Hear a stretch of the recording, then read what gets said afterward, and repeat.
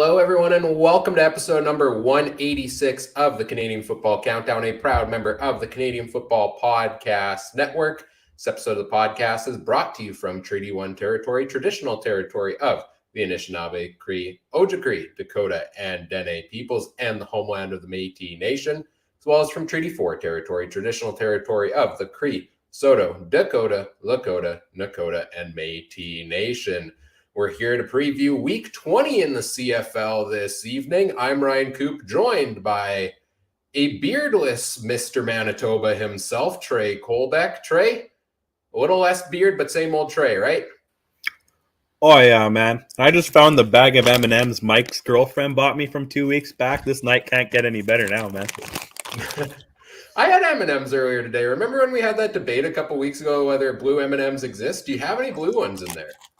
Oh, I got a few in here now, yeah. Oh, yeah, mine had none. So really? Yeah, maybe you're the lucky one when it comes to blue M&Ms. Like I said, it's a Mandela effect, man. I can't remember blue M&Ms to save my life. So weird. Yeah, I can't either, but apparently they're a thing. We're here to preview Week 20. We'll go through our poll of the week or polls of the week because it was a wild week in the CFL. We will try to, it might be difficult without Adam here tonight, but we will try to make sense of what the heck is going on in Saskatchewan.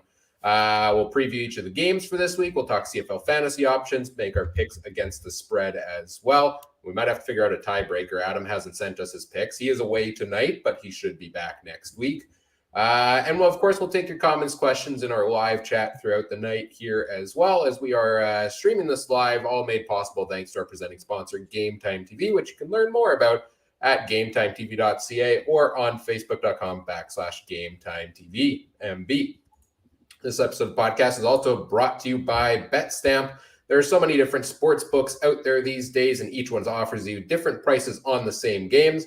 To help you get the best value, BetStamp provides you all of the different odds for the same game, all in one convenient place in their app. Just pull the game up, look at the odds on different sites. You've got against the spread, you've got over-unders, you've got the money line, all of that fun stuff to pick up between. And if you find odds you like, you can go to the BetLink page in the BetStamp app and link up to the corresponding betting site. Make your picks and track your wagers all together to help get you all the analytics, all the progress, see how well you're doing over the course of the season. You can check out the marketplace where the commission-free marketplace where you can see the bets that others are making based on verified and legitimate odds. And you can find our CFL picks there every week under the username CF Countdown Pod. You can also see Trey's individual picks under Trey CF Countdown.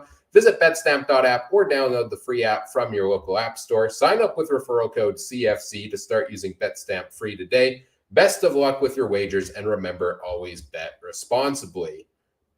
Well, let's get straight into things here with, first off, I guess, let's touch on the major news, and this will play right into our polls of the week here shortly. But the big news is Mason Fine is starting at quarterback this week for the Saskatchewan Roughriders. It has been, well, let's take a minute. Let's take a minute to go through the progression of the week. And I apologize I didn't have more time to prep for this. I would have prepped royalty-free circus music, but we don't have it. But pretend it's here. We start off the week with Cody Fajrardo coming off the bye week. He's not at practice. He's not on the field at practice. He gets the day off. We learned from the coach Dickinson after practice that he gets a vet day. Bit puzzling, vet day after a bye week when your team is still in a fight for a playoff spot. And correct me anywhere along the way if I have the order of things wrong, because this has been wild. Next day, we end up with, them saying, oh, yeah, Cody Fajrardo just took a vet day, but he's still going to start on the weekend. Then all of a sudden, he takes another day off practice, and it's considered another vet day for him. And then we find out Mason Fine's going to start at quarterback over Cody Fajrardo in a very important football game. And you think it's done there. You have also Fajardo comes out afterwards and says that this might be basically the end of the chapter for him of his football career here in Saskatchewan. And then we find out today that he's still going to play in this game, but not start, that both Fine and Fajardo are going to play in this one. I've tried not to bag on Saskatchewan this season, for a lot of it. Like I try to find, the bright spots here and there. I'm just confused. Help me out here, Trey. I don't understand what they're doing. I don't agree with this decision one bit by the Riders to start Mason Fine over Fajardo. What do you think on this? The only way I make sense of this is it's clearly the Riders pushing Fajardo out without broadcasting it, or that's what they were trying to do, I think. And then Fajardo with the I'll be wanted somewhere, or I hope I'm wanted somewhere comment, and then things spiraled from there even more. I don't know. Like, I'm not surprised they'd start Fine. I'm surprised that Fajardo is still playing. I'm surprised he's even dressing. If this Rough Riders made that decision, I don't think they think they have a chance of making the playoffs. Or if they do, they're hoping Fine Zach Claros it and plays 4 games and 4-0 and somehow sweeps their way through the playoffs, right, Ryan? Like that's the what I mean. That's the only way else I can make sense of it. I don't know. I really wanted Adam just for this 5 minutes because I think he would have the best rant ever. Yeah, and I'm sure next week when Adam's back, we'll get his take on this here as well, because I don't agree with it. You're still in the fight for the playoff spot. What does that say to the rest of your team if this truly is the mentality of giving up on the season, so to say, saying you're not going to make it? You do still have a chance. You need a lot of things to go right for you. And I could see if they do this in week 21, of course, because, maybe you want to go with Mason Fine for next year. But to do this in week 20 when you still have playoff hopes there, especially when you're hosting the Grey Cup this season, this one I don't agree with the decision. And then to kind of go half into it, okay, why are you saying it's a vet day? If you had this plan all along, was that maybe to try to throw off the Calgary Stampeders a little bit? Are you actually going to, play Mason Fine the majority of the game? Here's a hot take. Is Mason Fine going to be the starter on the depth chart and play one series, and then Cody Fajrardo comes back in, and this is just Dickinson's weird way of gamesmanship with Calgary? I don't think so, but I wouldn't put it past him also if that was the case. It's mystifying to me. And I mean, who's the head coach on the other side? His brother. That's what I mean, right? I don't know. I never thought of that. I was taking it at face value that they're just, they're kicking Fajardo out of town and they're not even giving him a horse to ride on. That's kind of the opinion I took from it. See, I actually think of it the opposite direction. I think it's Cody Fajardo has made it very clear in his conversations with the team based on how this whole season has went, his frustrations with everything. He's basically spent half the year on the ground, right? He's been sacked, 60-something times this season. Yeah, he's probably wants to go somewhere else if he's a free agent this offseason. Maybe he doesn't see the direction, the turnaround here for the team. So maybe he's informed them of that, and they said, okay, well, if you're not going to be back next year, we're going to go with the guy who, we may want to have be our starting quarterback next year. And I think that's a totally valid way to do it if you're the Riders, but not when you're not eliminated yet from the playoffs. Yeah, I don't know. The only reason I don't agree with that is where's Fajardo really going to go right now? Edmonton locked up a guy. Calgary's locked up a guy. Winnipeg locked up a guy. BC has, half a season Hall of Famer and Vernon Adams for one more year. Where's he going to go? Does he really want to go to the East? Is he going to the XFL? Does The Rock got something cooking for him? That's his options, I guess, is he's going to take the job from Arbuckle or Harris or Bethel Thompson, right? Or Dane Evans, I guess. Or Mazzoli. I forgot Mazzoli in there too, right? But I guess he'd be the starter next year, right? I don't see him taking the starting job anywhere. Yeah, Hamilton seems like that could be the Dane Evans situation hasn't been great there. That's probably where I would lean the most. This might be a bold take, and we'll get into this here right away because we have some more quarterback breaking news from this week also, right? We'll put it up on the screen here and we'll talk about them kind of in tandem. The Bombers signed quarterback Zach Collaros to a 3-year contract extension this week, which I was shocked and very pleasantly surprised when that news came out because I didn't realize mid-season they were negotiating, and to lock, probably back-to-back MOPs up for 3 straight years is pretty good. My hot take and how this ties into Cody Fajardo is I think by year 3, Cody Fajardo is in a Bombers uniform. I think he is going to find his way here into Winnipeg. I think Collaros, a 3-year deal for a guy that's 34, 35 years old. I'm not sold on Collaros playing it out at the level he is to the end of the 3 years. I think it's possible. I mean, we had like Henry Burris, Anthony Calvillo, Ricky Ray. These are all guys that played, pretty late into their 30s, maybe early 40s. But yeah, I have kind of the hot take that maybe this is where Fajardo ends up finding his way coming to Winnipeg.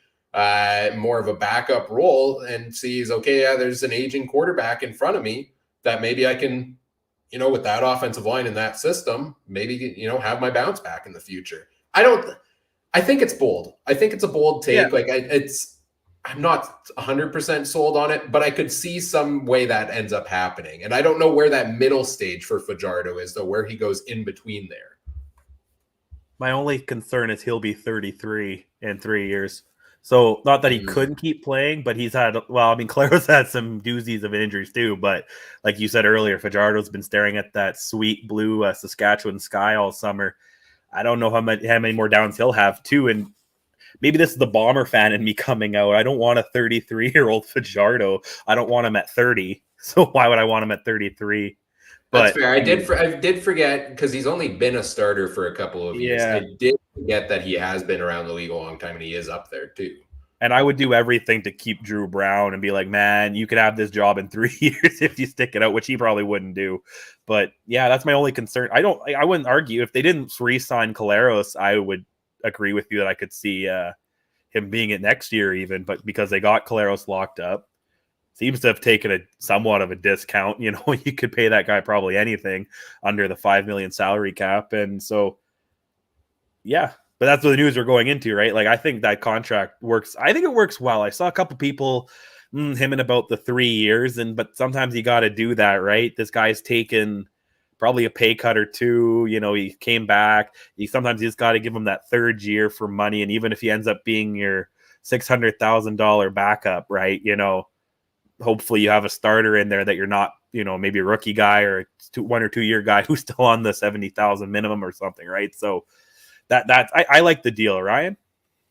Yeah, and it's the 3rd quarterback contract now that we've seen be a guarantee, right? First was Cornelius, then was Jake Mayer, now it's Zach Collaros. Like, all of these, correct me if I'm wrong, are 3-year contracts. So, as much as we talk about the CFL going all over the place with free agents in the offseason, that's 3 teams now potentially that are locked in with a quarterback for a number of years here to some extent. I don't know if it's a starter in all cases, like is Cornelius a starter for 3 years in Edmonton? I could see them going out and trying to find somebody else as well. Of course, these guys could get traded also along the way and in the offseason also. But yeah, I like this deal that they managed to get it at the price for Collaros because they didn't really have to pay much more. You would think after the season, all the accolades he's going to get out of it the past couple of years, maybe they'd get more there out of him. And I think it just shows, and I think you mentioned this week, this kind of shows that there's a strong chance Mike O'Shea sticks around in Winnipeg, right?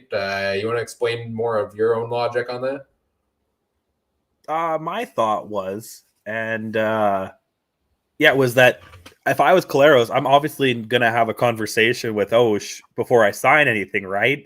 Would be my understanding. Because I at 35, would you want to learn a new offense? Like, you know what I mean? If maybe a new head coach comes in, learn some new routines, maybe they change the OC. Do you really want to do that if you're committing? That's a conversation I'd have with my supervisor at work. Hey, I'll sign here for a long time if you're going to be here, right?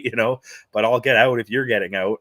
That seems like a reasonable conversation. And to my other point, do you think Osh would really maybe want to keep coaching if he had the rookie quarterback or had to deal with something else? I know Osh isn't like that 100%, but those are questions you definitely have to have with each other. And real quick, we heard also news of Willie Jefferson talks. Are you telling me he didn't go in there and talk to Osh and Caleros too? Maybe be like, are we keeping the band together or not? Like those are conversations you definitely have in sports, right?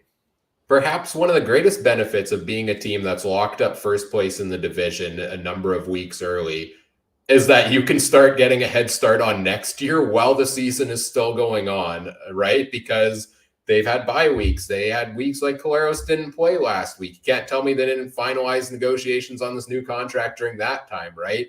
So if you're a high caliber football team and can get some of these guys locked up before you even head off into the offseason, because that's when people are going to start throwing money at them. That's huge. Like, I don't think they'll be able to keep everybody. It's hard to when everybody wants a pay raise, but at the same time, these are two key pieces, at least Caleros, potentially Willie Jefferson, that are going to help the Bombers, immensely if they can keep them in the fold, and they have. So part of it, Kat in the chat says, depends if they like the boss. Yeah, that plays a large part into contract extensions as well. And that's part of the culture the Bombers have built. And I think by signing a guy like Caleros to an extension now in season, you get a head start on all of your other guys in the locker room in the offseason as well, right? Where once the year ends, whether it's championship or not, everybody's going home. Everybody's going off to their separate homes. Everybody's talking to their families, making their decisions of where do I want to play next year. If you can go and tell all these other guys on the offense, yeah, Caleros is going to be throwing you the ball for the next 3 years before they go off and make these decisions, that's planting a seed in their minds, right? Oh, yeah, 100%. So to me, this gives them a morality boost too. Like, even if they fall just short, they know some of these guys are coming back next year and we're going to try to do it again, right? Like, I wouldn't, like, as a fan, if you're looking at it in hindsight, if they made two Grey Cups over 3 years, that's still pretty freaking good in modern day sports, right? Like, we haven't had many back-to-back sports, except for a couple in hockey. I think the Yankees were the last ones to do in baseball. I just heard today, like, we don't have that anymore. So the fact that they've already done it, I wouldn't, you're right. It's planting that seed in their head that no matter what happens, we're doing this again next year. And I'm sure we'll talk a lot about different quarterback contracts, player contracts, where we see the quarterback landscape going in the offseason. We're going to have so many fun offseason podcasts. As excited as I am for the playoff stretch, I kind of want to just get to the offseason already to start talking about these things. Oh, for sure. I was going to ask you a question, but I can save it for later. Oh, go ahead. Oh, I was going to say, who do you think would be the Andrew Harris this year on the Bombers that they're going to have to let go to, because I had a couple in mind, but I couldn't really put my finger on any of them. Would Greg Ellingson count? Because I think they've shown this year that you could go without Greg Ellingson. I think he's gone no matter what. I'm more thinking like a staple guy like Yoshi or Bryant or Biggie, more of those kind of guys. Because I think unless he's got a 2-year deal, I think he's gone. Yeah, I would think so too, right? Like he can get the money somewhere, and there's definitely teams that need the upgrade. And if Winnipeg's looking to shed some salary to save some other spots, they've got that depth at wide receiver. So that's my leading candidate. I can't pinpoint any of the other ones necessarily, though. It's hard because they've come back for the last couple of years when you thought maybe they would split apart. I'm worried about Biggie. And not maybe the team would part from him, but I think I made a joke but he probably makes more money with his 9-to-5 job, right? Then, he's an investment guy. Another year at 100, he seems to love the game. Absolutely. And I just saw it today. On this day, Michael Shea got his 1,000th tackle or something, and his league leading 1,600 and some, and the next closest guy is Biggie or something like that. So, or one of the close guys is Biggie. So I'm sure he has that in his mind. I'm worried about Biggie, but we could talk about this obviously November 21st, man. Yes. Lots of time in the offseason to hem and haw over these decisions, as I'm sure the teams will as well. Let's start previewing our games for this week. Week 20 has the Ottawa Red Blacks facing the Hamilton Tiger Cats in the first of a home-and-home series for them. This is probably one of the most crucial games of the week for playoff seeding. Ottawa needs to win to stay alive. Hamilton, if they win and Saskatchewan loses this week, they clinch a playoff spot. So a huge game for both of these teams here. Ottawa on the road in Hamilton. What do you have your eye on in this game? Oh man, I hate these East games still. I really I would love to see Ottawa somehow do it, but it's just really slim chance. Like, they tie, they're out pretty much. And if Saskatchewan, has a couple chances. So I want to see Hamilton continue what they did early in the game against Calgary. The defensive dominance. I want Evans to actually be the quarterback that Hamilton took over Mazzoli, and go to the West Hill and do the things early that they did in that game and the things they did late in the game to get them the lead. That's the kind of playoffs you need to have. Ottawa, have fun, have some orange slices at halftime. I guess you can't really go golfing in the football off season, but I don't know, ice fishing, something. You can hit the golf dome. Yeah, I guess so. Yeah. Yeah. Well, where does orange slices rank on the halftime snacks? Is it top tier? And as a father of kids, are your kids in sports right now? And do they still do halftime snacks? They don't do halftime snacks, as far as I know of. My kids have been in soccer and baseball and seen no snacks. You should bring they back. They try to steal my spits in baseball, but then but they don't know how to chew them right, so it ends up just being a waste. Bring back the snacks. They should have that in the CFL halftime as well. Can you imagine? Just you look over and all the players are on the sideline eating orange slices. Or they're sharing the turkey that the guys are always cooking on the panel or something. Yeah. Yeah. Everybody winds up at halftime at Dunnigan's barbecue to get a hot dog. Yeah. Hamilton, Ottawa, for me, I think Hamilton has the greater chance, obviously, of making the playoffs. I think they're the stronger team here.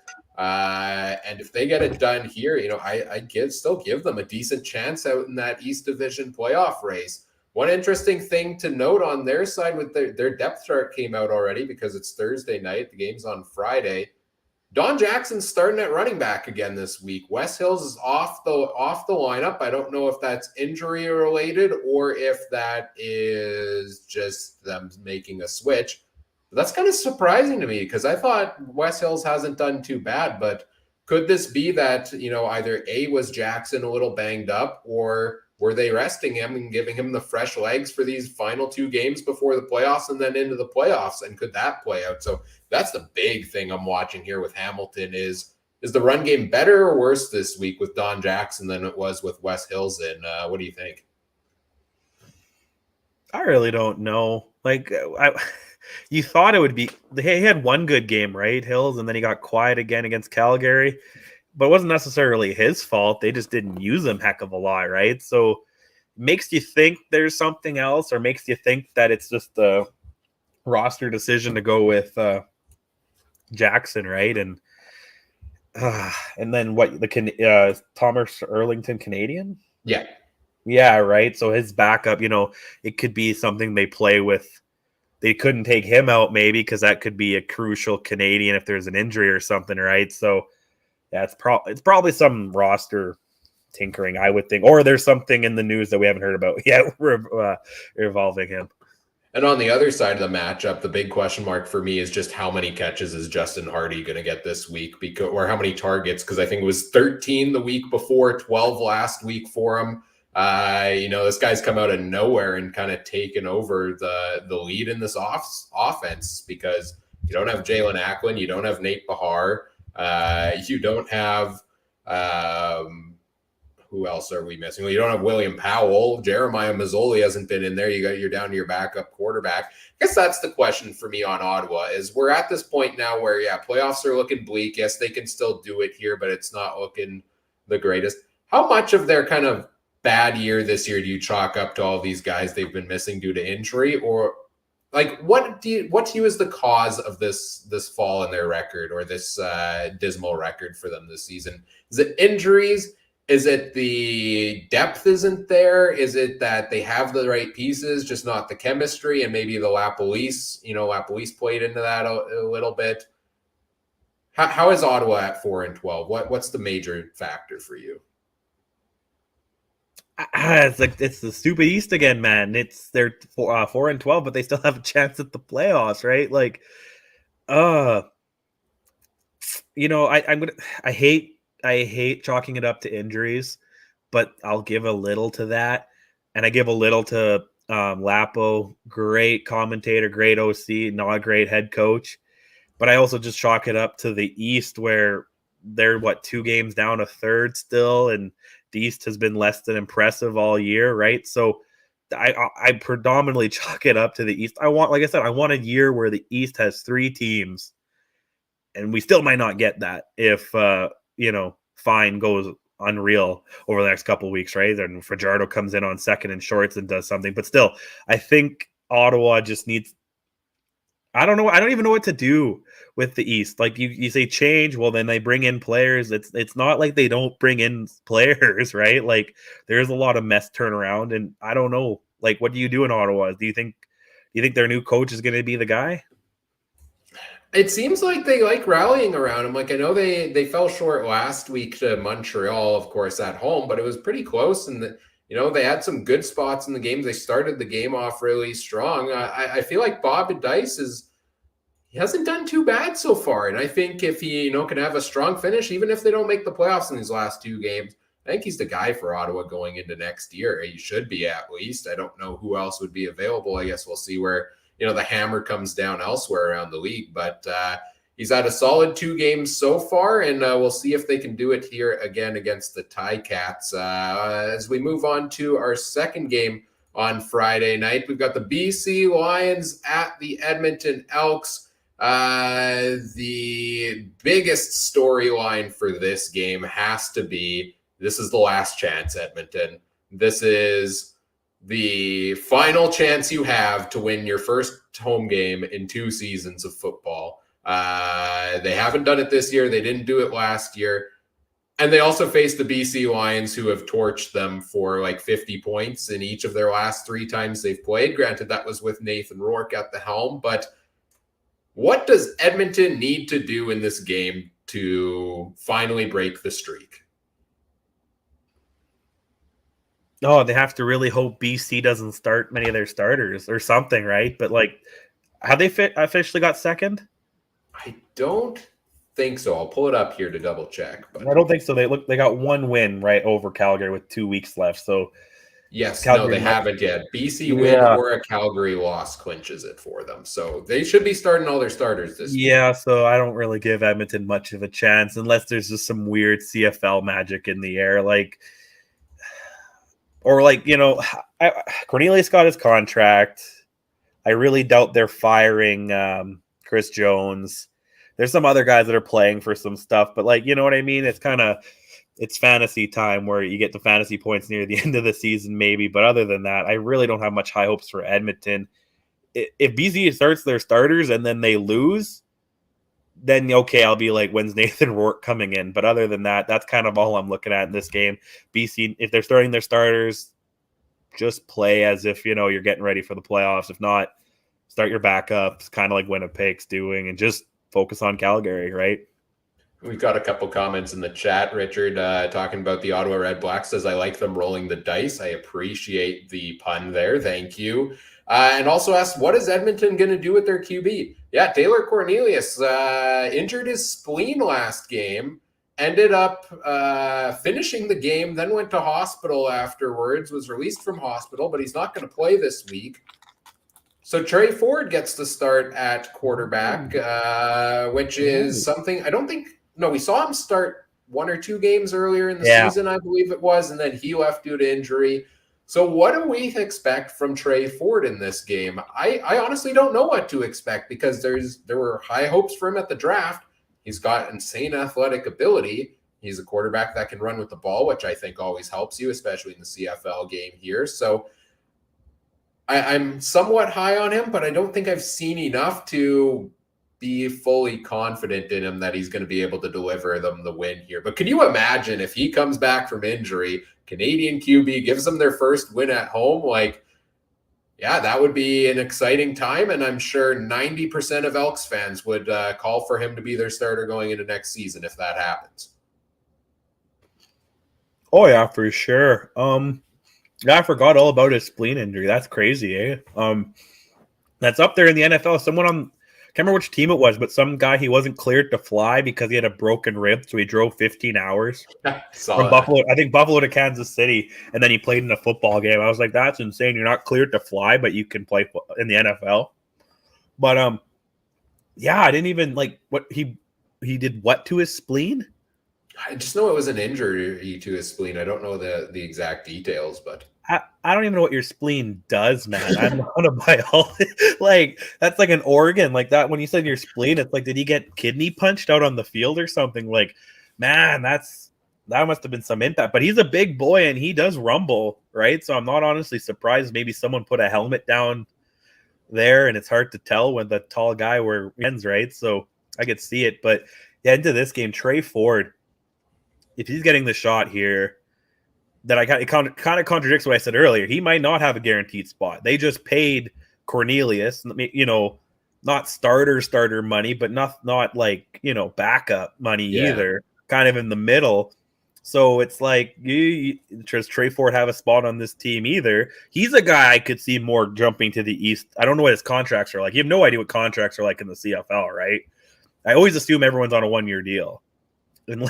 I would assume a draft pick. No, like that's my best guess would be he's under contract. Okay, I didn't know if they did that or not for entry level drafts or not. I have no idea, but I don't 100% know either. That's my best guess. It would make sense. Again, I just always assume it's 1-year deal unless otherwise specified, right? So he might be playing for something, and even if he is on a 2 or 3 year deal, you never know with Chris Jones, Canadian quarterback. It might get you a pretty penny in a first round draft pick somewhere too, right? So you never know what he might want to do.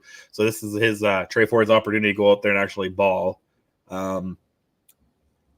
This was a weird one. I think both Friday games have absolutely crazy lines, like 6 or 7, right? So it's really going to be hard. I don't know if BC is going to beat them by 7 or whatever it is, but I think BC will win still, unless they play all their backups.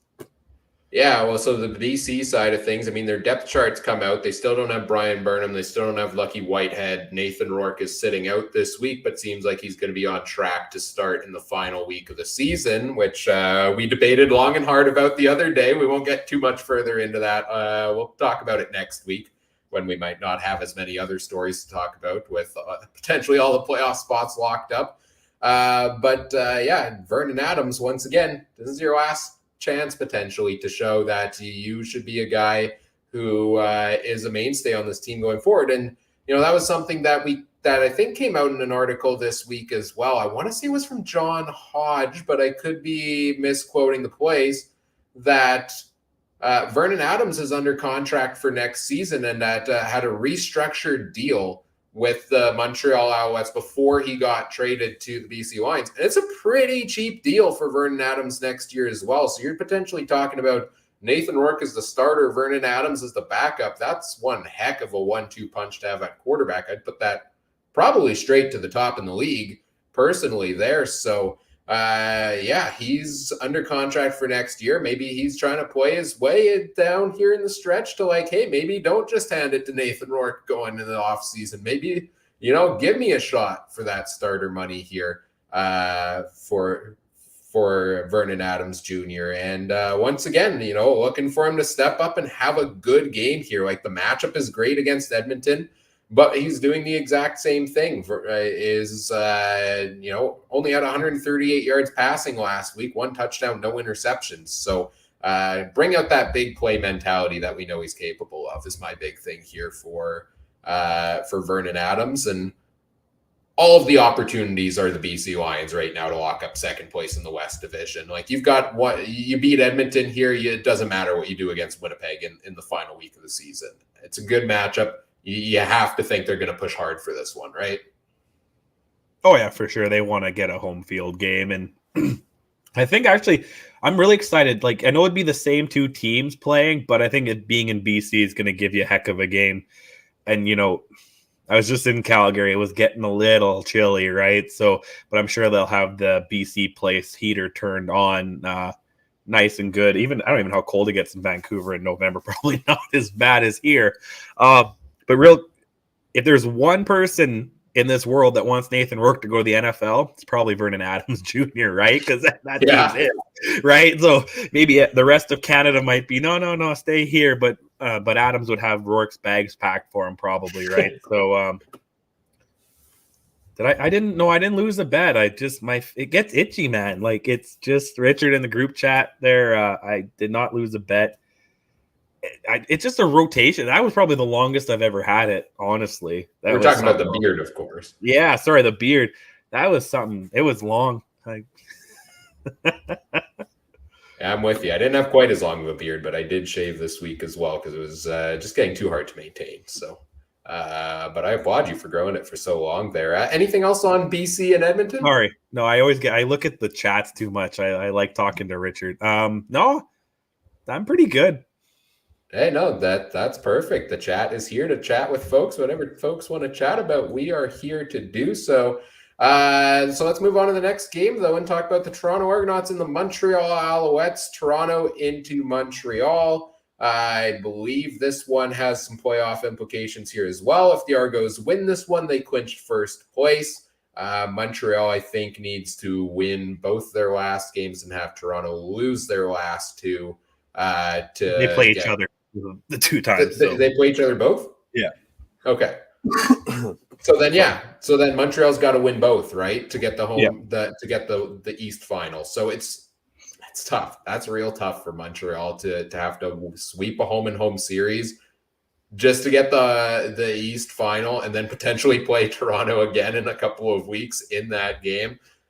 That's the weird thing about these short playoffs, man, is just that you play and with such a small league, you play the same team so many times consecutively down the stretch where like you have Winnipeg and BC might play each other 3 times in 4 or 5 weeks. You might have Montreal and Toronto do the same thing. And you know, how much of these late season games just become gamesmanship where you do just enough to get the win and then, you know, don't give away your playbook come playoff time potentially. I think this game, both teams are going hard, of course, because they still have the playoff implications. But let's say Toronto wins here, then you have the rematch the week after. If you're either team, you're not giving anything away. Right? Unless that's exactly what you do, thinking that the other team will think you're not giving anything away. Oh, no. Like, oh, yeah, we're not going to do these plays next week and just whatever. No, I don't know. I don't think about that stuff too much. You know, it's just you got to have a different playbook, but it all depends on what happens this week, right? And I don't even know which way I want to lean. There's a little part of me that wants Uncle Gary to get the first place, you know, but then also Toronto is a sports doesn't have great luck in the playoffs. So I'm also, you know, and I'm allowed to say that because I'm a Jays fan and I hate the Leafs. So, you know, there we go. The best Toronto team in the playoffs recently has been the Raptors. So, you know, it's true. Yeah. I kind of hope for Toronto. So it's really weird. I don't even know. Like it's so weird. You're right. Like I'm tired of this schedule. We need the 10th team. We need a lot of things to get rid of this weird schedule and playing 3 teams or 2 teams 4 times in a year plus a playoff game. Like it's just it's starting to feel like a baseball series where you face the team in your division like 14 times in a year. Like really. Yeah, I mean, we had that Hamilton-Toronto 4 games in 5 weeks earlier in the season as well, right? For me, the matchup in this game, I'm excited for it because I think these are 2 teams that we still very much underrate this season. Like Toronto's at 10-6, Montreal's at 8-8. Yeah, you know, 500 record, but they've shown some good signs. Like Montreal's beaten Winnipeg. They've beaten, they had another big win. They came close against Calgary. I know they beat Saskatchewan. A couple of, or one, at least once in there as well. I think they beat BC also, if I'm remembering correctly. So the Alouettes have won some big games here. So I think despite their record, they're an underrated team that can pull it off. It's just about the consistency. It's about eliminating those penalties. It's about, guys stepping up to the plate. And for me, the big question mark is still always, when's William Stanback going to get going? He had a touchdown last week, but only 9 carries for 34 yards. I thought that was the piece that was going to put Montreal over the top as a front runner in the East Division. And I don't know if it's they're saving him for the playoff games, they're just easing him back into it. But it seems kind of like Walter Fletcher is getting a little bit of the usage here for Montreal, and it's kind of a split backfield here for them. So I don't know what to make of that with the Alouettes. It's one of those things where they have all the pieces there. It's just, can they use it properly? And that's the age-old question for the basically every team around the league, right? Toronto's the same thing on the other side of this matchup. They have every piece they need. As we welcome Trey back in, you meant to hit mute and you hit the exit button, right? I hit something. I don't know. I was trying to type in your timestamps for you here, and I had a second, and I hit something. I don't know what. But, yeah. No problem. I was just talking about how Montreal's got all the pieces, basically. It's just, can they put them together effectively? And same with Toronto, because they've caught a stacked group of wide receivers. Even they've had some guys out due to injury, they still have some great options for them there. They, I think, have a good running back in AJ Ouellette, who they haven't used as much as they should. And they've got a real stacked defense. So storyline, I think, in this game is just that you have two teams that are underrated, have the right pieces, need to figure out how to put them together pretty soon because playoffs are right around the corner. Would you agree? Oh, 100%. I know Toronto's a weird 10-6, right? They're kind of like the Bombers being a weird 13-3 or 14, whatever they are now, right? It's not, neither of them are really have it by a stranglehold, right? Like, I wouldn't be shocked if either one of them lose in that finals week there. So Toronto needs to keep their game plan going, run the ball, kick field goals, which they did last week, with Boris Beatty kicking them and Ouellette running them, so he's got to keep doing that. And on the Montreal side, I want to see something from Harris. He's the guy that took the job from Vernon Adams. And, jokingly, I'm saying Vernon Adams could be the starter of BC next year if Nathan Rourke goes somewhere else, right? So Harris needs to show something too and get Uncle Gary a home playoff win, right? For sure. Well, let's talk about the game that probably has the most eyes on it. Of course, outside of maybe that Hamilton-Ottawa game, is the Calgary-Saskatchewan game in Saskatchewan. Mason Fine starting at quarterback. Cody Fajrardo will play supposedly as well. If you missed our discussion earlier on in the show, go back and check that out near the start as we talked about that at length there. But it leads into the big question. You muted yourself. No. Hello? No. Interesting. Ryan's sound just cut out. Hello? No. Oh, boy.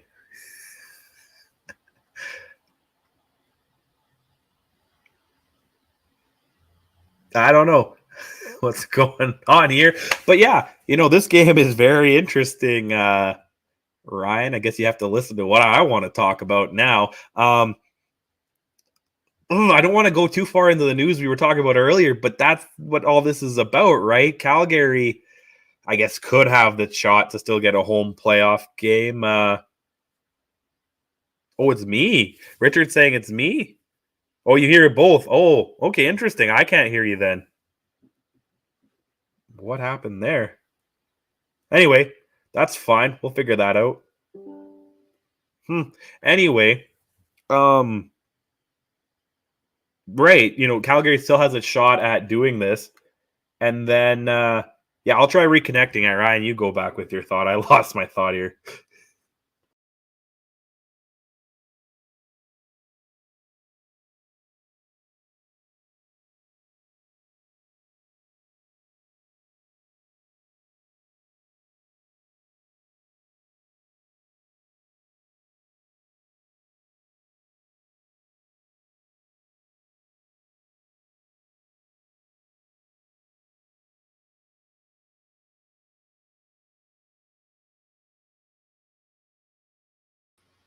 Really?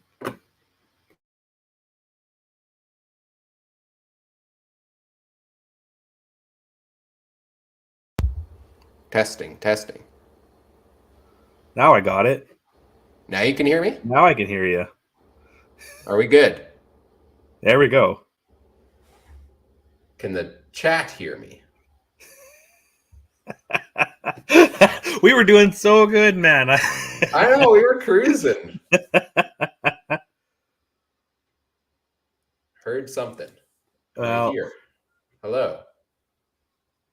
Yes, perfect. We are good to go. there we go. There we go. These microphones, man. Bunch of goofballs with a podcast, man. That's all we are. Like we got these microphones, and they're good microphones for the most part, but they're very sensitive. If you tap the top of them, they mute themselves, and sometimes that may happen. So sorry for that, folks. And we are back with it. So yeah, I was just saying that I don't know about Mason Fine. I don't think this is the right decision for them. We went into that earlier on in the game or earlier on in the podcast, and I'm not sold that he's gonna come out here and deliver a strong performance, or that he's the guy Saskatchewan has in mind to be their starter for next season, or that he's going to be a strong enough player to be their starter for next season. What are you looking for from Mason Fine this week? Do you expect more from him than I do? I might not, but the province of Saskatchewan probably does, or something, right? Like, I don't know. The old saying, like the most favorite player on the team is a backup quarterback. Does that instantly make the favorite player on the team Cody Fajrardo now? Like, I don't know, man. Like, anything could go. I don't know. And this has just been such an awkward week. And often in sports, when there's an awkward week and the team doesn't overcome the adversity, right? Like we like to think they do. We watch like Bad News Bears. We think that the underdog always wins, but I don't see it this week, and I think Fine should just go in there and again, like, play for his spot next year. And like again, if Fajardo's out, well, then there's a spot for another quarterback maybe to go, or do they go with Fine? Fine needs to prove to them that I'm the guy that should be here next year and be the new poster boy, right? So that's what he's got to do. I really don't think they're going to make the playoffs, but. Yeah, no, they would need to win at least one against Calgary, I think, and they would need to have some help from Ottawa beating Hamilton here as well. So it's tough. It's tough for the Riders right now where they're at with that crossover. You can't tie. You got to beat them for it. And I think it's going to be tough for them to make it. And that kind of, we did our poll of the week on Twitter this week. And it was, we'll go to this one first. Which team will claim the third and final playoff spot in the East Division? You go back, 5 weeks ago, probably, and this is overwhelmingly in the Saskatchewan Roughriders' favor still because they were quite a ways ahead, and they've let it slip away from them. And now it's, 36 votes we had on this, 5.6% of people saying Saskatchewan, and 83% vote in favor of the Ticats and 11 in favor of Ottawa. So the deck's stacked against Saskatchewan right now, and maybe this move by Mason Fine is just a way to try to spark them a little bit. And boy, if it works, I mean, we're never going to hear about it, and we're never going to hear the end of it from Craig Dickinson, right? Or Adam. Adam will just say he knew the process the whole time, right? But kind of like Mike and the Jets. Yeah,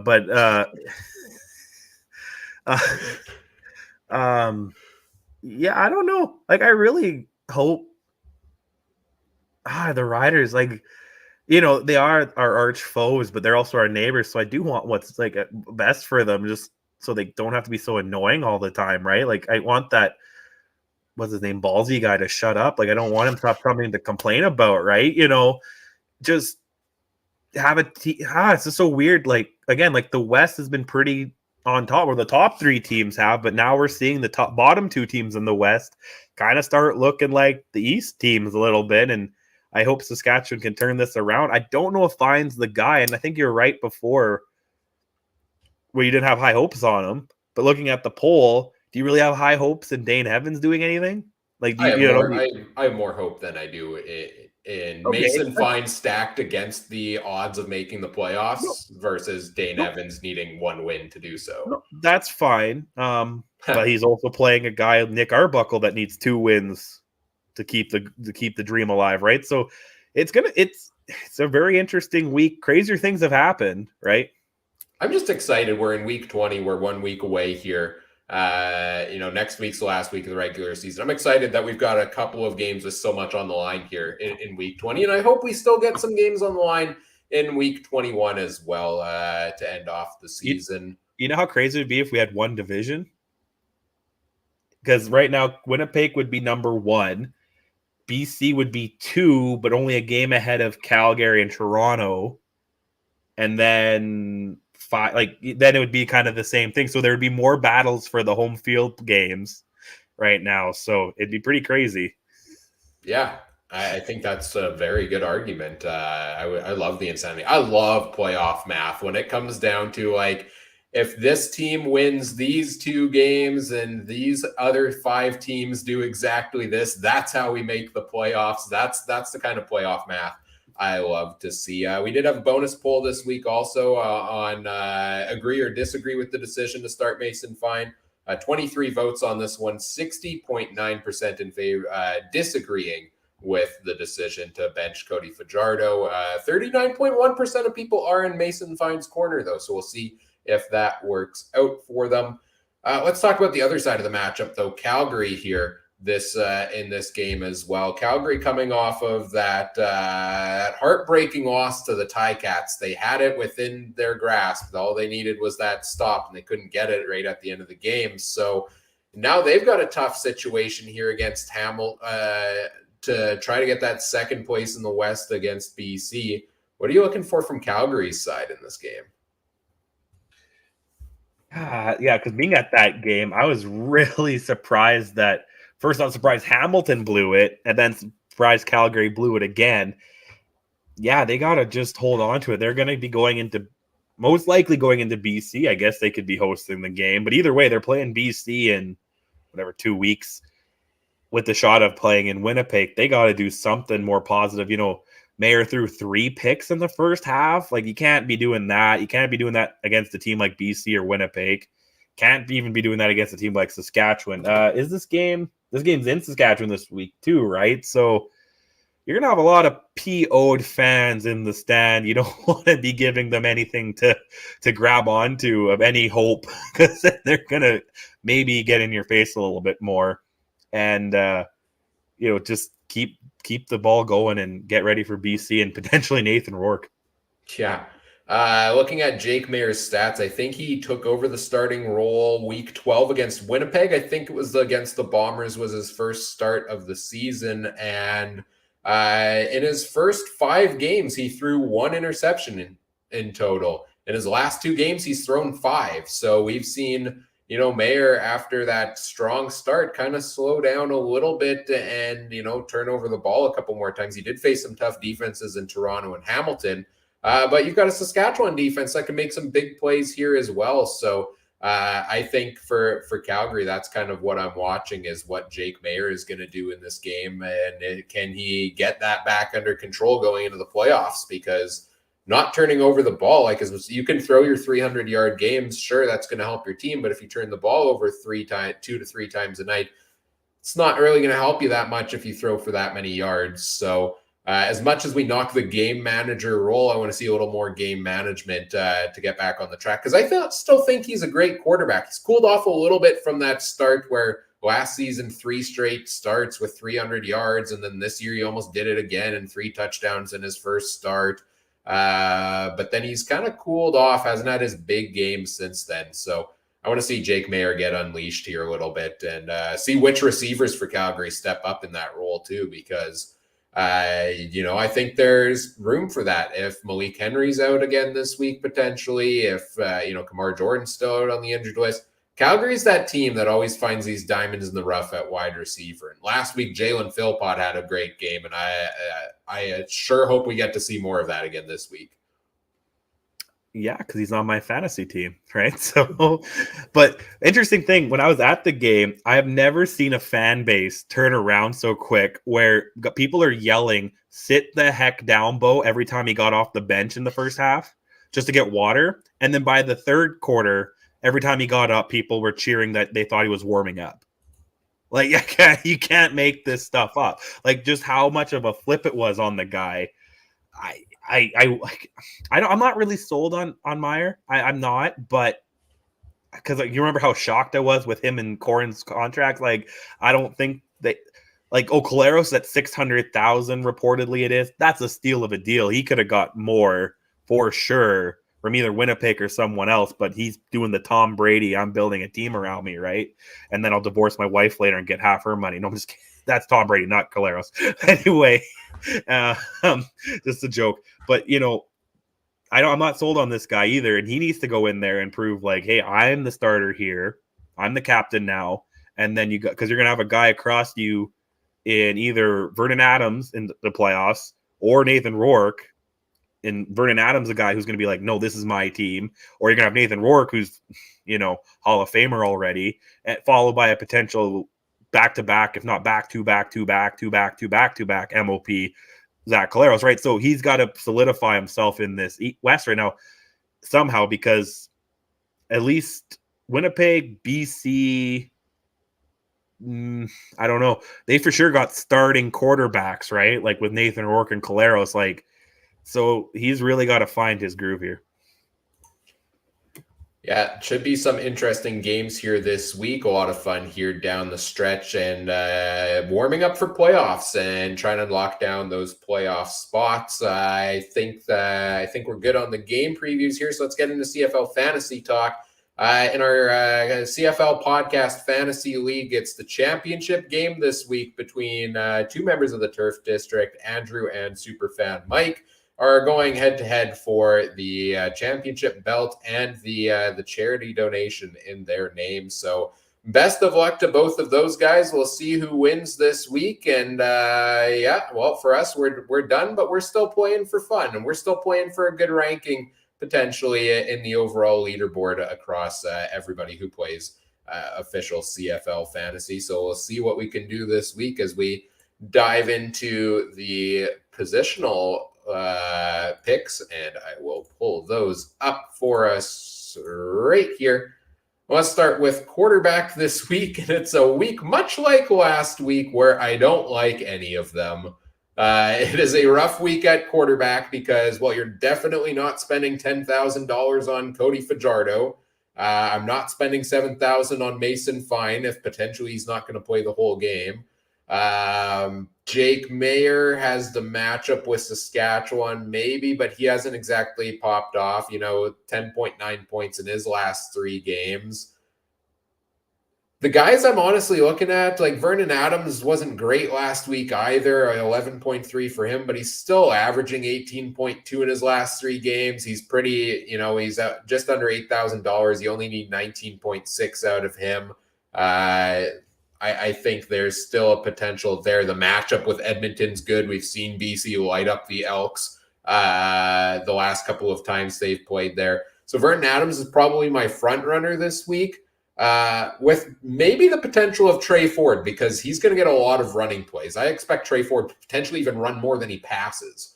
Probably not, but at least I wouldn't be surprised if he gets 10 carries on option plays. So that's kind of what I'm looking at, is those two guys at quarterback this week as the ones I like the most. The cheaper play of Vernon Adams or the money play of Trey Ford. What do you think at quarterback? Well, I can tell you one thing. There'll be one quarterback running more. That's going to be Mason Fine for his life. But other than that, I was thinking Vernon Adams. He didn't do so great last week, like you pointed out, but it was against, like TSN mentioned 1,000 times, Winnipeg starting defense, right? So does he get a little bit of relief here now playing Edmonton? Probably.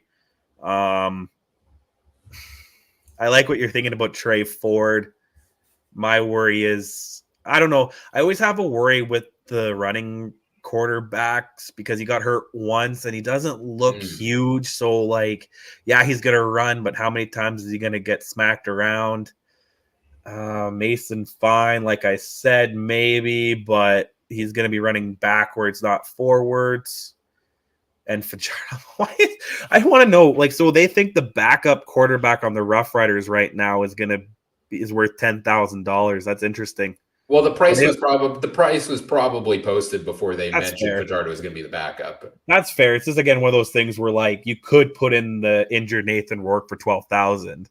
Like it allows you to do that. So I'm like, yeah.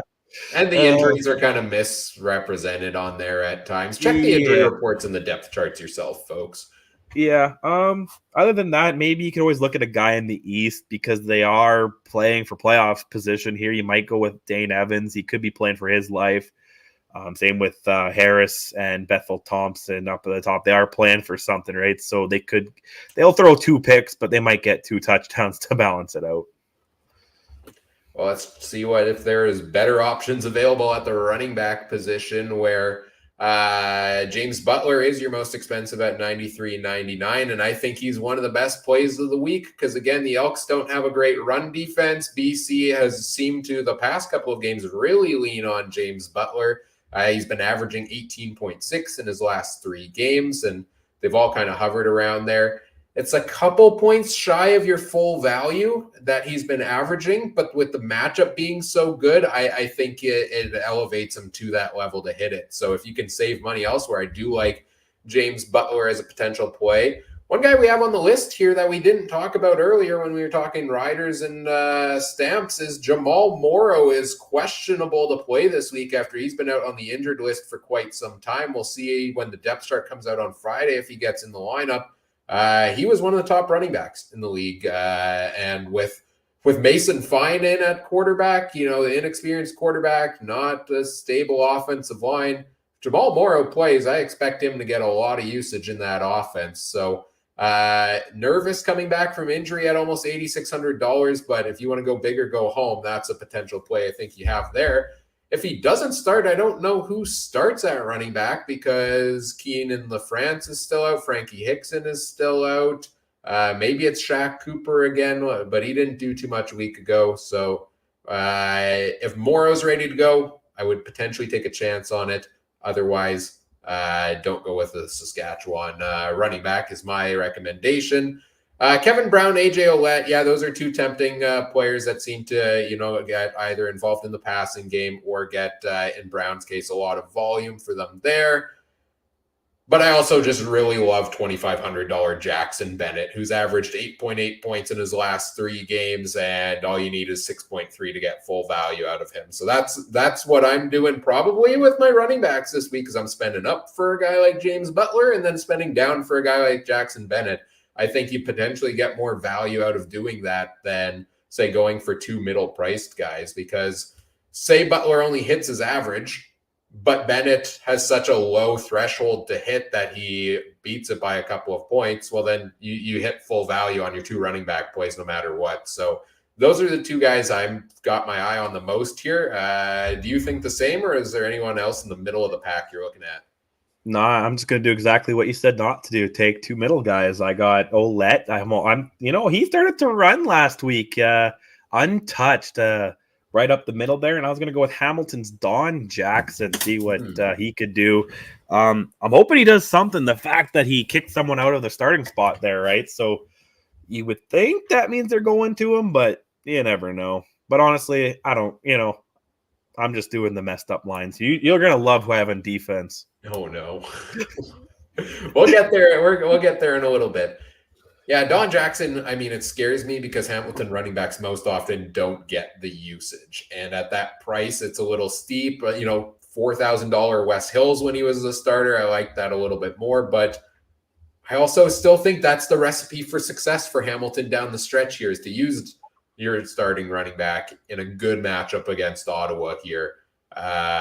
So Don Jackson, I think, yeah, it's a risky play, but it's a play that could pay off for you here. I don't like either Montreal running back. William Stanback, he's cheaper, $6,180. He should get more usage as we get closer to the playoffs.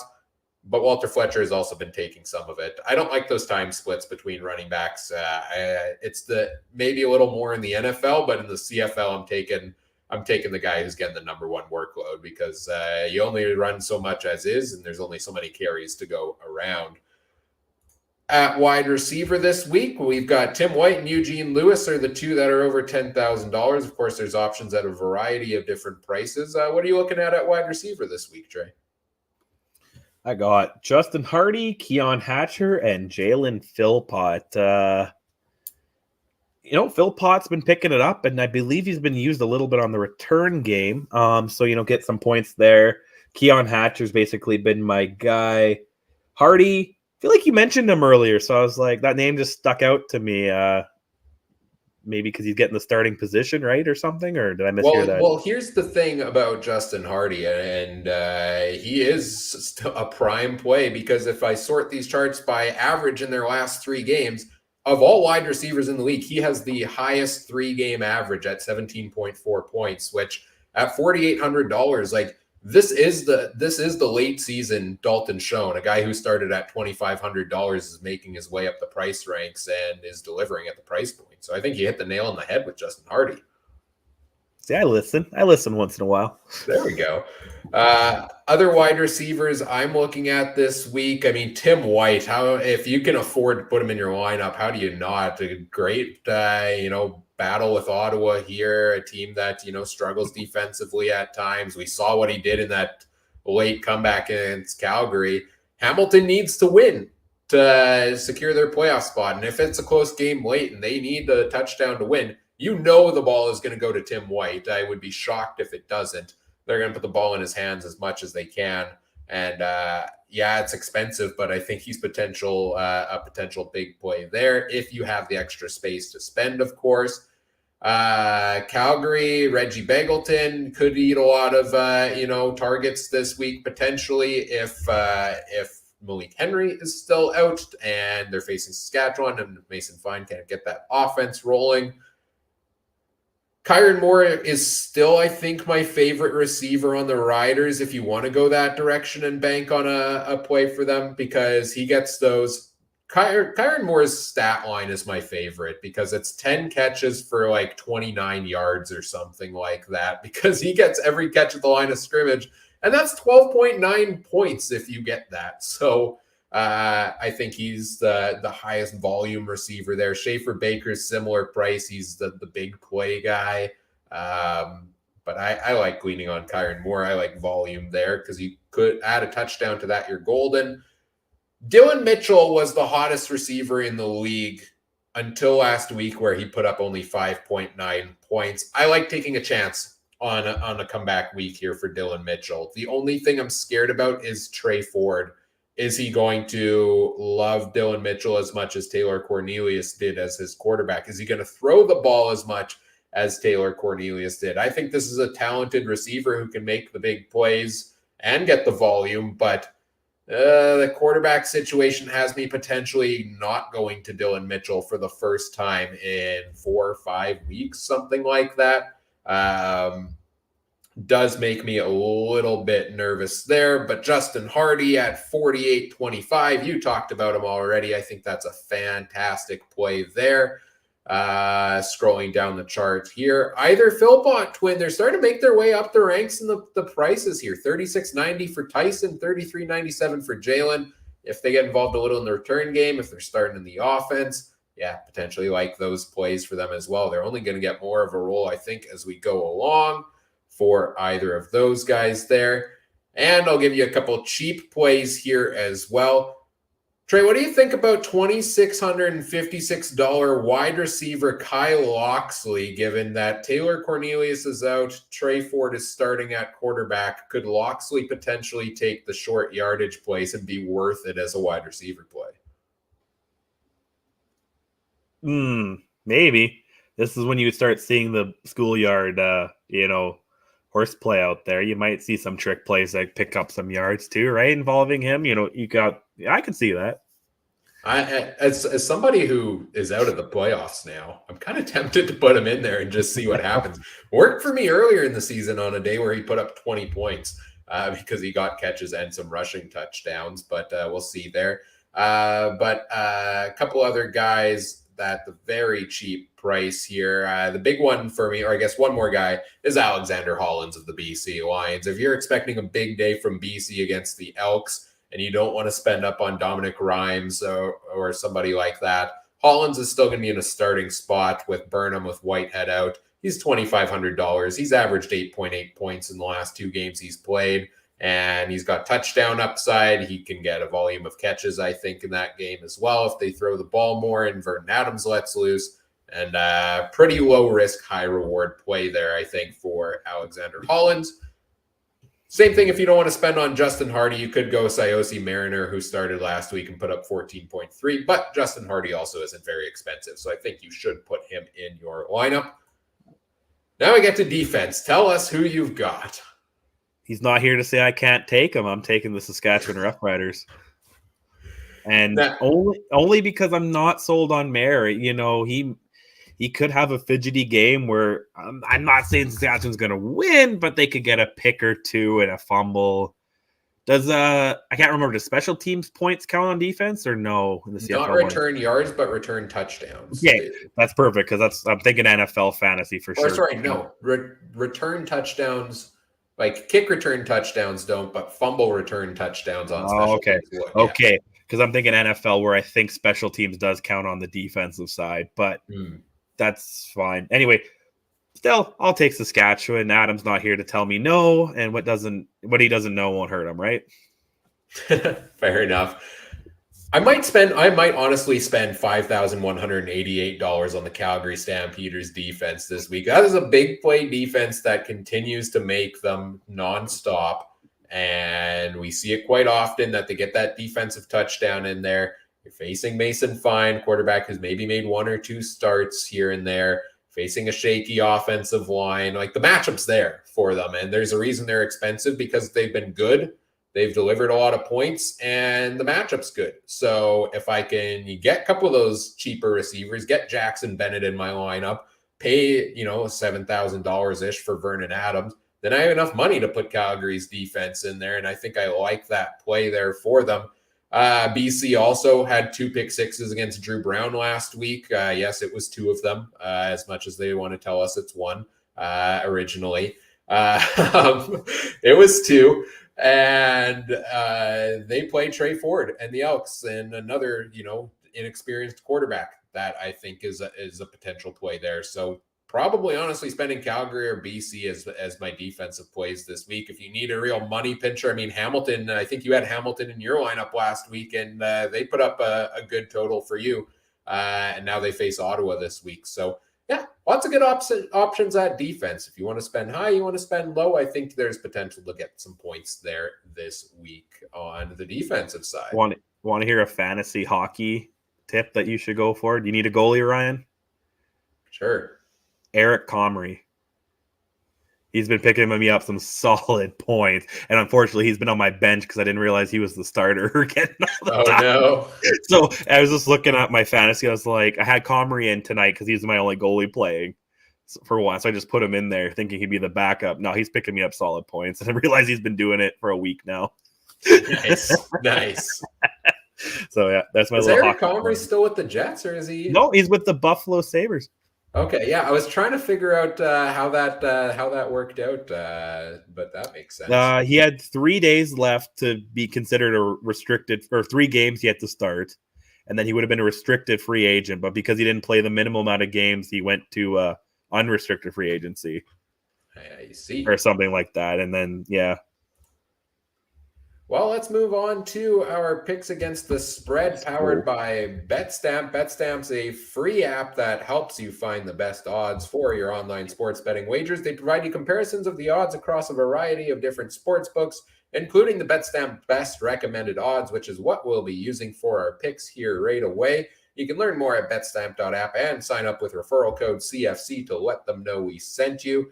Let me put the odds up here for us to take a look at. They're scary on Friday. And take it away, Trey. They're scary. That Halloween's coming early, man. I don't like these BC -7 at cool bet. Edmonton +7.5.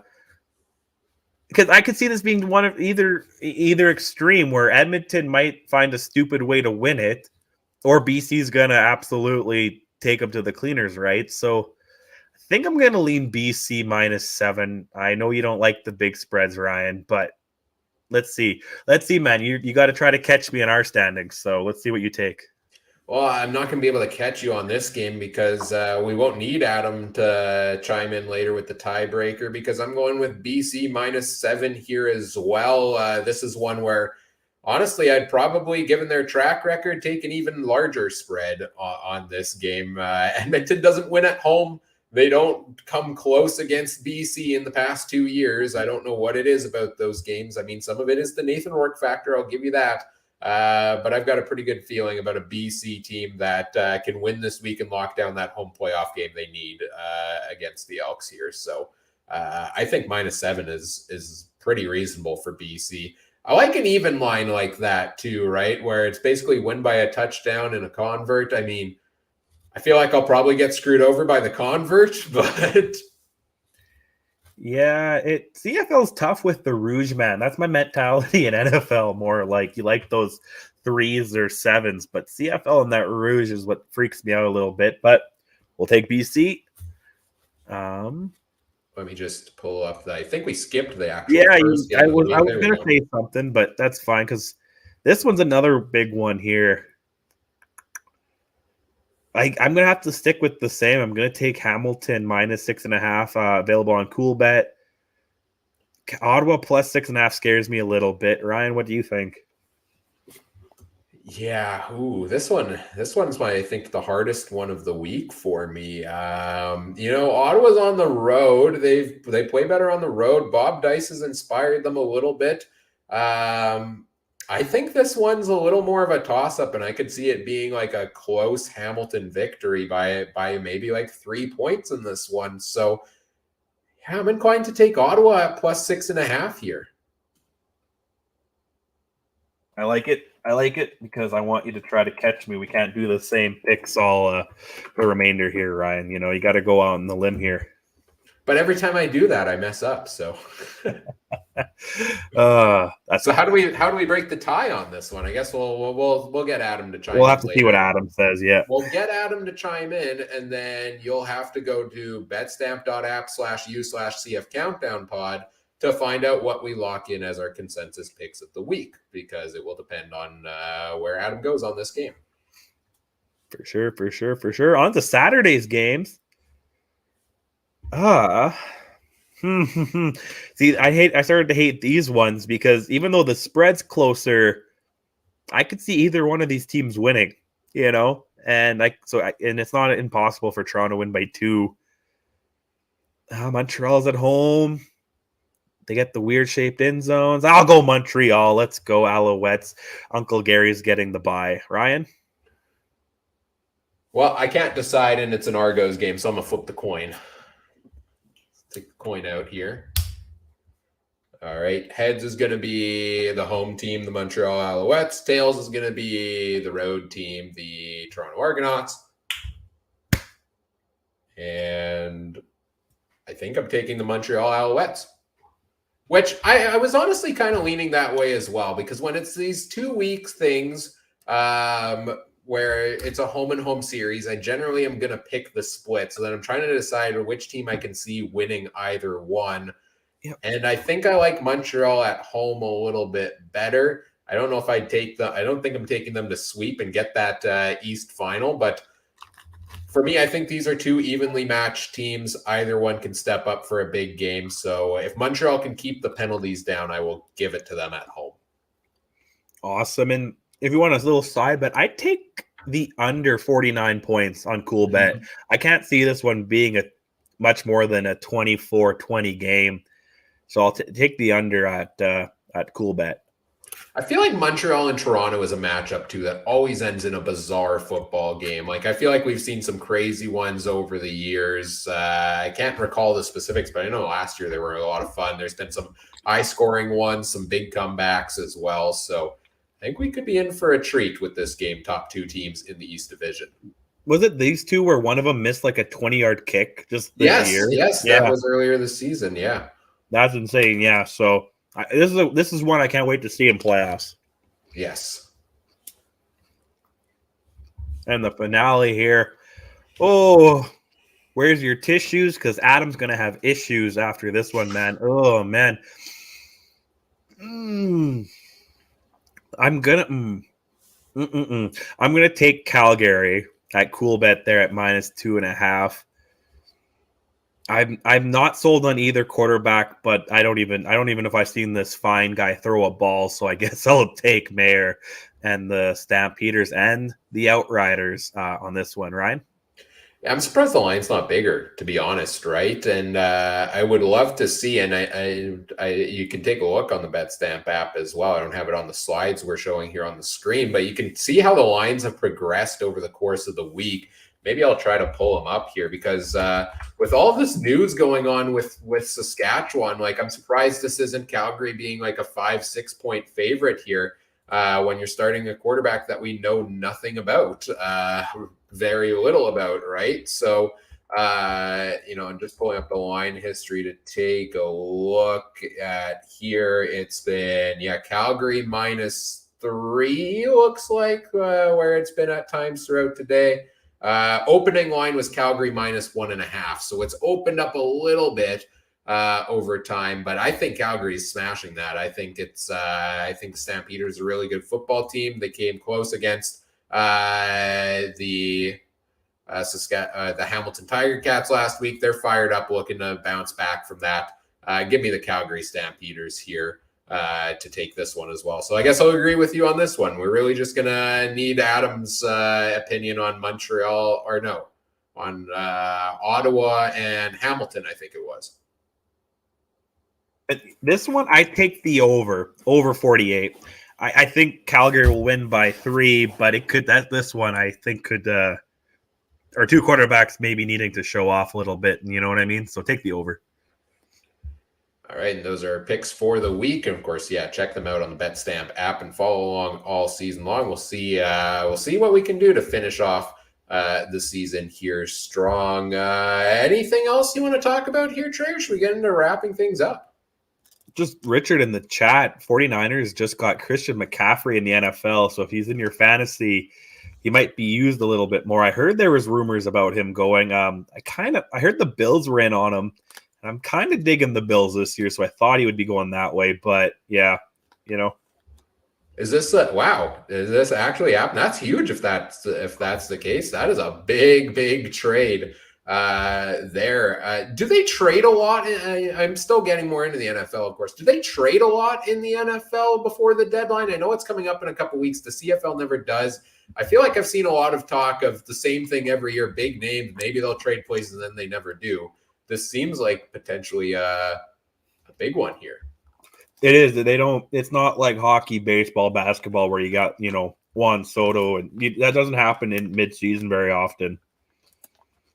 Like, I think the last guy to get traded just this year was a guy because he refused to do, like, he was like, again, they were trading to get rid of him. Robbie Anderson. Yeah. So I mean, that's usually the trades you get mid-season, kind of stuff like that.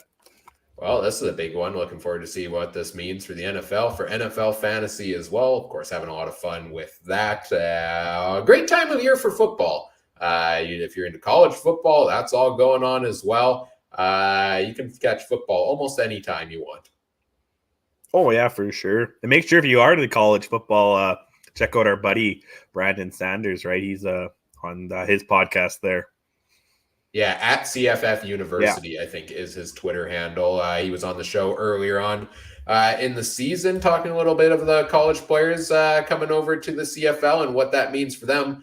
And, one of the guys he talked about, Dalton Schoen, who is now going to be the front runner for the Rookie of the Year here in the CFL. So, hey, maybe watch some college football, get into and get a clue of who the next big CFL star coming up could potentially be.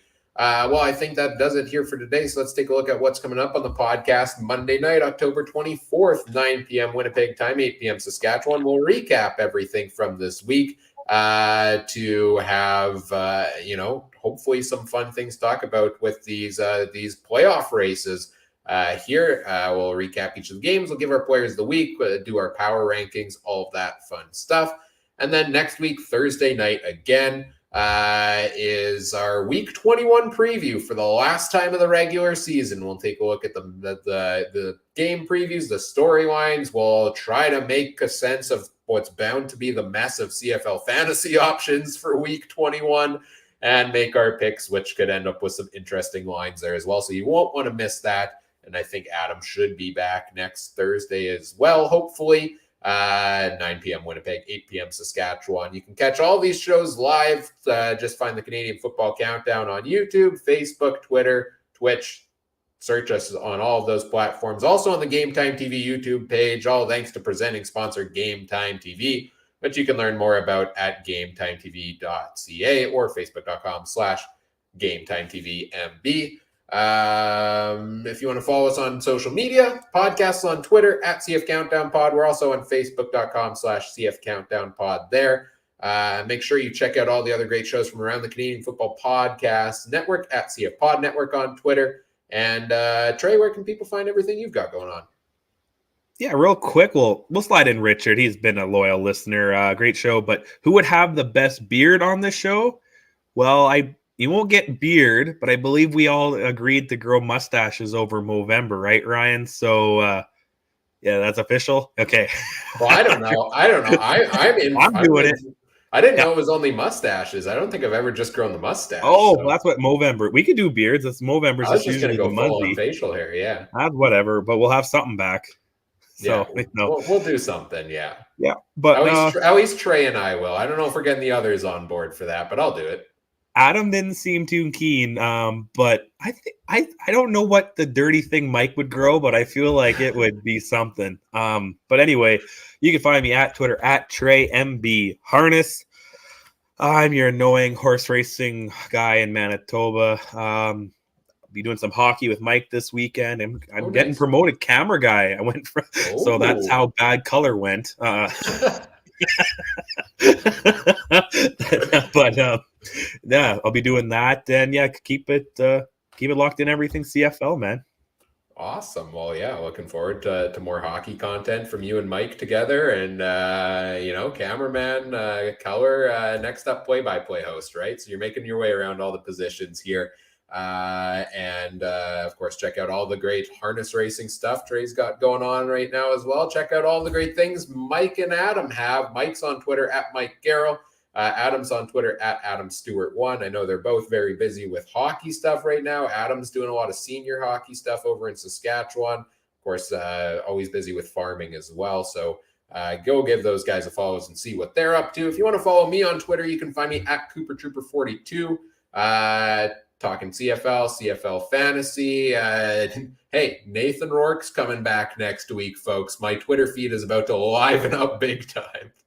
That's like 80% of what I've tweeted about over the course of the season is Nathan Rourke, because I really don't tweet a whole lot, but put him in the Hall of Fame, as I say weekly.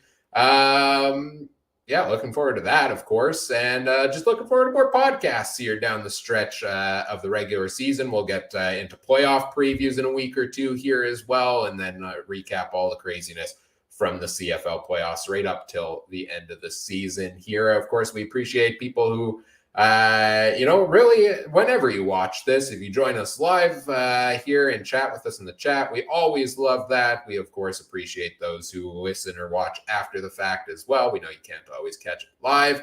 And we would love if you do all the fun things such as like, comment, subscribe, rate, review, share the show with your friends, help us grow the show. And on behalf of Trey and Adam and Mike, and I'm Ryan saying thank you for listening. Take care. Have a good one. Bye.